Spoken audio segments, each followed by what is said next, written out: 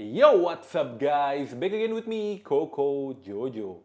Kali ini gue pengen ngucapin dulu Selamat Hari Raya Imlek buat temen-temen gue yang merayakan Hari Raya Imlek. Semoga di tahun baru, tahun kelinci ini, kalian semua tambah sukses dan semakin banyak berkah yang melimpah.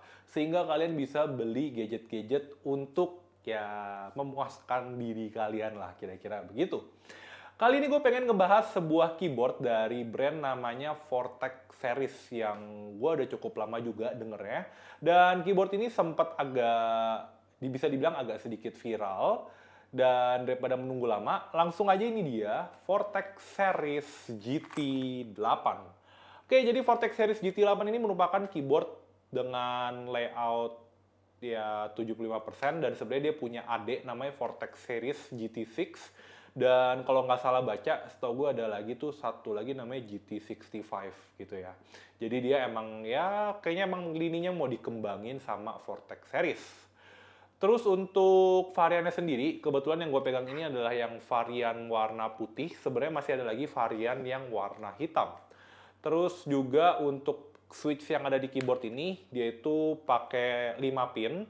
Dan yang disertakan di keyboard ini adalah switch OTEMU, di mana switch OTEMU-nya itu ada 3 pilihan, warna red, blue, dan juga warna brown.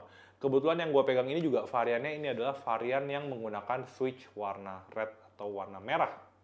Dan seperti biasa sebelum gue mulai video ini, jangan lupa juga untuk dukung Koko Jojo. Cara gimana dengan klik tombol like dan juga klik tombol subscribe-nya. Serta kalau video ini bermanfaat buat kalian, jangan lupa juga untuk share video ini ke teman-teman kalian. Dan untuk link pembelian juga udah gue taruh di kolom deskripsi di bawah. Jadi kalau misalkan kalian setelah nonton video ini kalian mau beli, langsung aja cus beli si keyboard ini. Daripada kita menunggu lebih lama lagi, langsung aja kita bahas mengenai si Vortex Series GT8 ini. Secara layout, keyboard ini menggunakan layout keyboard 75%, di mana layout ini menurut gua merupakan layout yang paling pas antara compact serta ke functionality-nya. Karena di sini keyboardnya sudah menyertakan function row yang ada di atas. Karena gue merupakan seseorang pengguna Excel, jadi gue sangat agak bergantung dengan row yang ada di atas ini, terutama tombol F4 yang ada di sini. Untuk layoutnya sendiri, keyboard ini menggunakan layout yang agak sedikit blasted, jadi nggak terlalu mepet antara satu sama lain. Bisa dilihat di tombol dial, page up, page down, dan function row-nya ini benar-benar agak berjauhan, kecuali di tombol keyboard arrow key-nya yang ada di sini. Lanjut kita lihat di sini rotary knob-nya dia yang warna silver ini menggunakan, yang warna putih menggunakan rotary knob yang warna silver, cuman gua nggak tahu kelihatan nggak di kameranya, tapi ini warnanya warna silver. Terus juga di sini untuk di bawahnya dia cuma ada tulisan logo Vortex Series, dan ini logo Vortex Series-nya menurut gue bukan build quality sih, print quality-nya agak kurang karena gue merasa ini print quality-nya ini agak sedikit kayak ngeblur atau nggak rapi, seperti itu. Lanjut ke bagian atas dari keyboard ini. Di bagian atas dia ada konektor untuk USB Type-C yang bisa kalian koneksiin ke sini untuk nantinya kalian cas keyboard ini ataupun kalian koneksikan secara wired ke komputer kalian. Kita lanjut ke bagian bawah. Di bagian bawah ini ada 4 buah rubber feet. Dan juga ini untuk kickstand-nya dia punya 2 angle. Jadi in total keyboard ini tuh memungkinkan kalian buat punya 3 angle penulisan. Lanjut di sini dia ada switch on dan switch off. Cuman di sini yang agak kurang dia nggak ngasih warna hijau ataupun warna merah kalau keyboard ini lagi nyala ataupun lagi mati. Jadi agak sedikit susah buat ngebedainnya. Terus di sini juga ini ada slot buat nantinya kalian taruh USB dongle kalian pada saat kalian on the go. Di sini ada branding dari Vortex series-nya itu sendiri. Nggak terlalu banyak pernak-pernik aneh-aneh di keyboard ini. Oke, sekarang gue bakal ngebahas mengenai build quality dari keyboard Vortex Series GT8 ini. Menurut gue secara build quality dari keyboard ini biasa aja di harga 700 sampai dengan 800 ribuan. Keyboard ini menggunakan bahan full dari plastik dan karet untuk rubber feet-nya, seperti itu. Terus juga untuk berat dari keyboard ini lumayan berat juga, jadi ya hati-hati aja kalau dibawa-bawa karena bisa lumayan nambah berat di tas kalian, seperti itu.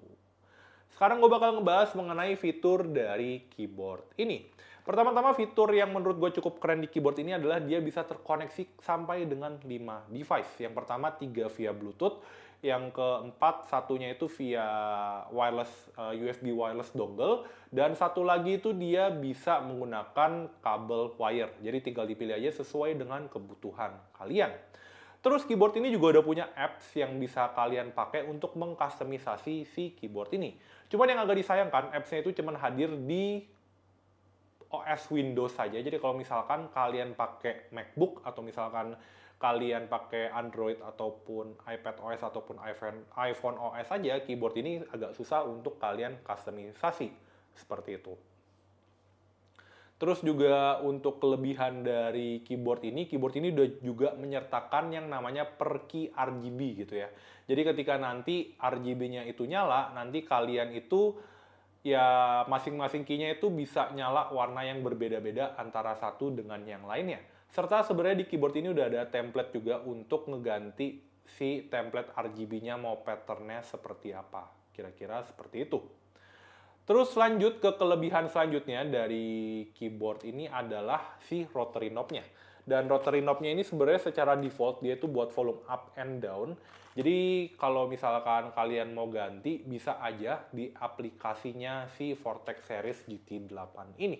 Terus juga kelebihan terakhir dari keyboard ini yang menurut gue patut gue mention adalah keyboard ini udah support dengan yang namanya hot swap, dan yaitu hot swapnya 5 pin gitu ya. Jadi kalian bisa mencolokkan switch yang 3 pin ataupun switch yang 5 pin ke keyboard ini. Jadi untuk kustomisasi maupun untuk reparasi untuk switch ini menurut gue lumayan enak banget lah buat kalian lakukan. Terus yang terakhir, hampir lupa juga, sebenarnya keyboard ini kalau secara kita baca di spec sheet-nya itu, dia itu udah menggunakan mounting namanya tuh gasket mount, dimana katanya kalau gasket mount itu secara ketika dipencet atau di type itu lebih empuk. Cuman pada saat gue baca di internet, ya itu gasket mount-nya katanya kurang main, dan ketika gue pakai keyboard ini ya gue nggak terlalu berasa empuk-empuknya dari si keyboard ini. Jadi ya gasket mount-nya itu kayak lebih ke, kalau menurut gue lebih kayak ya cuman gue baca di spec sheet doang. Kira-kira seperti itu. Oke, sebelum gue lanjut ke kekurangan, kali ini gue bakal ngasih lihat suara atau typing test dari si keyboard Vortex Series GT8 ini.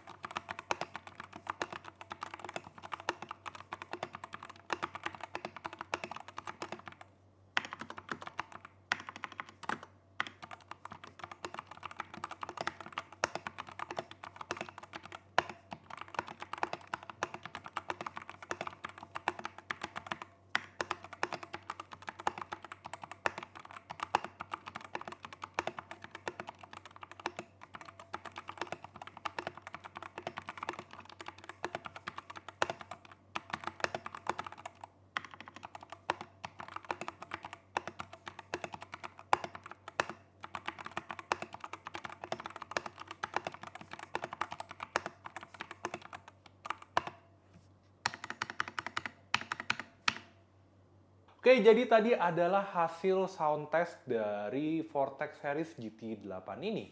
Kali ini gue bakal nunjukin ke kalian mode-mode RGB yang ada di Vortex Series GT8 ini. Ini adalah kondisi di mana keyboardnya always on, dan di sini ada pilihan bezel atau juga bisa pilihannya mengaktifkan satu warna di keyboard ini untuk mode always on-nya. Oke, selanjutnya kita lanjut ke menu namanya breath. Dimana kalau breath ini dia akan kedap-kedip, dan untuk tombol caps lock-nya dia akan nyala putih, tombol kontrolnya ini juga nyala hijau. Oke, selanjutnya ke mode neon. Neon ini jadi dia nyala warna lampu, dan ini warna lampunya di spin. Selanjutnya warna lampunya mode wave. Wave ini akan ngegeser ke samping. Terus selanjutnya ada namanya ripple. Ripple ini satu tombol dipencet, terus warna yang lainnya akan nyala. Selanjutnya ada pilihan raindrop. Raindrop ini kayak jatuh gitu. Cuma mungkin akan lebih kelihatan kalau yang satu warna. Selanjutnya ada namanya Snake. Nah, di Snake ini dia warnanya akan ngelilingin si keyboardnya ini. Dan ini ada optionnya untuk huruf Z ataupun return, jadi dia bisa balik.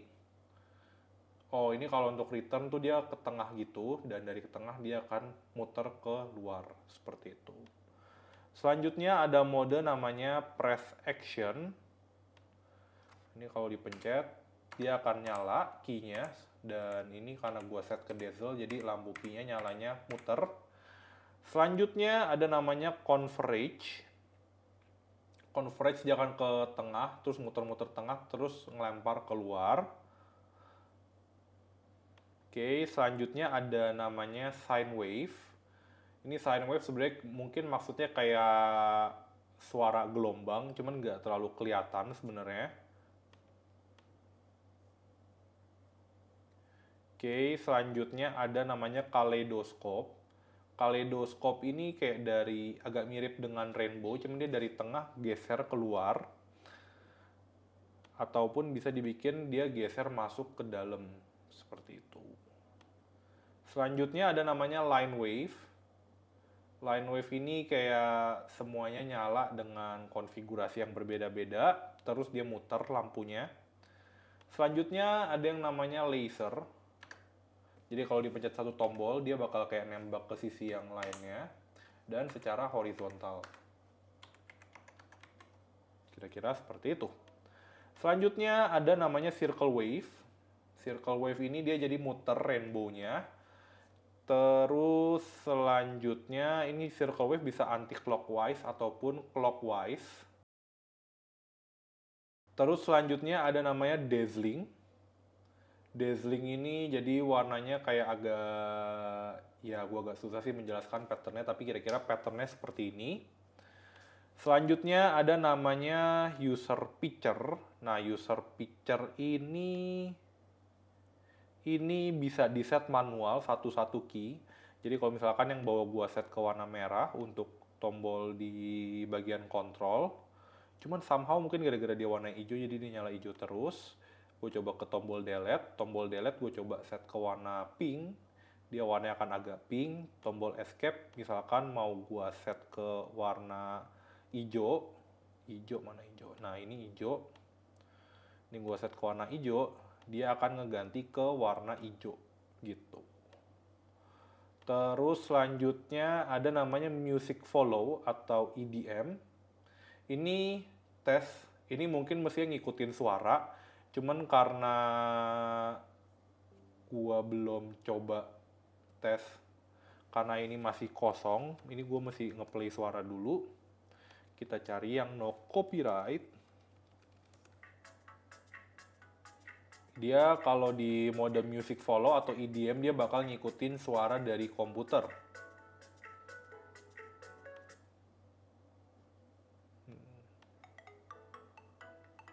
Gitu.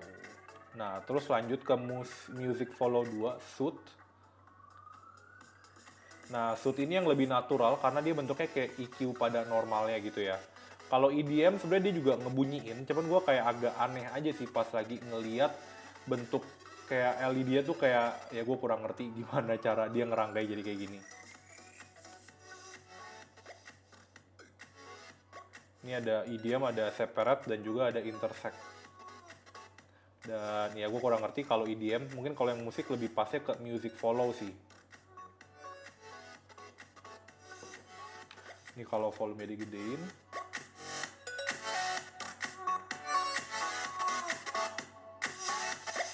Jadi untuk volume itu nanti akan mempengaruhi LED-nya nyala sampai ke titik mana, kira-kira seperti itu. Oke, sekarang gue balik lagi, kita bakal ngebahas mengenai weakness dari keyboard ini. Oke, sekarang gue bakal ngebahas mengenai weakness dari keyboard Vortex Series GT8 ini.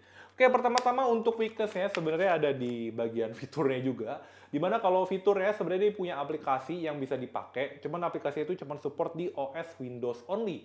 Jadi kalau misalkan kalian pengguna Mac atau kalian nggak punya Mac ataupun nggak punya Windows, kalian cuma punya ponsel ataupun tablet, keyboard ini agak sedikit susah untuk di-customisasi. Serta untuk mengkoneksikan ke aplikasi, keyboard ini perlu dikoneksikan via kabel ya. Jadi emang kudu wajib via colok kabel dulu, setelah di custom kabelnya bisa dicopot. Kira-kira seperti itu. Lanjut ke kekurangan kedua dari keyboard ini adalah keyboard ini menurut gue secara daya tahan baterai agak kurang. Jadi gue pernah coba pakai keyboard ini, mungkin kalau lampu LED nyala dia cuma tahan 2 sampai dengan 3 hari.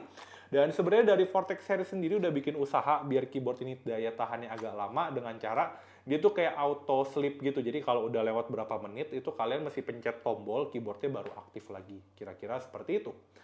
Oke, lanjut ke kekurangan ketiga dari keyboard ini. Walaupun keyboard ini dibilang punya gasket mount, cuman gasket mountnya menurut gue kurang main gitu ya. Jadi ketika gue pakai sebenarnya secara feeling menurut gue keyboard ini cukup biasa aja sih, nggak berasa kayak gasket mount gitu. Jadi ya mungkin kalau yang udah punya keyboard ini bisa tinggalkan komentar di bawah gimana perasaan ketika pakai keyboard ini. Terus lanjut ke kekurangan keempat, berarti kekurangan keempatnya adalah untuk keycaps yang disediakan, menurut gue ini agak standar secara quality ataupun secara perintannya. Serta di sini dia cuma naruh legendnya untuk versi Windows aja. Sedangkan bisa jadi yang pakai keyboard ini pengguna MacBook juga, jadi ya agak sedikit disayangkan di bagian itunya. Terus untuk shortcut FN di keyboard ini juga menurut gue agak sedikit ribet untuk dimengerti. Karena ini banyak banget shortcut yang ada di keyboard ini gitu. Jadi ini kalau coba dilihat nih di bagian atasnya ini masing-masing function tuh dia punya shortcut. Nah terus untuk yang koneksi sih untung nggak terlalu ribet. Terus di sini ada kayak 1, 2, 3, 4, 5, 6, 7, 8 ini gambar lampu. Tapi gue nggak ngerti ini lampunya buat apa. Terus ini ada tulisan PS, SL, PU, INS, HMN yang gue juga kurang ngerti juga nih fungsinya buat apa gitu.